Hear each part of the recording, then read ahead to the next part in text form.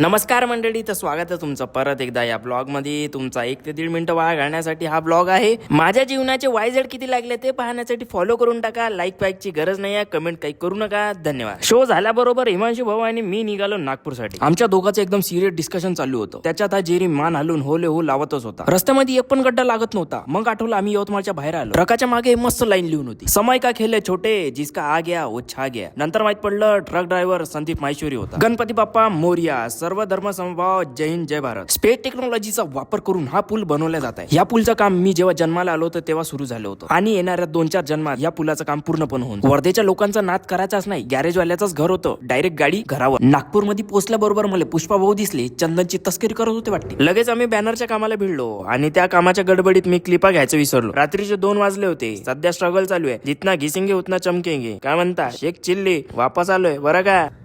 तुमच्या जीवनाचं 1 मिनिट वाया घालण्यासाठी धन्यवाद. आता इथपर्यंत आलेच आहे तर फॉलो करून टाका. धन्यवाद. भेटू आपण नेक्स्ट ब्लॉग मध्ये. आणखी खूप काही बाकी राहिलं आहे. तर्री पोहा, क्लब आणि मॉल बरंच काही आहे. फॉलो करायला विसरू नका.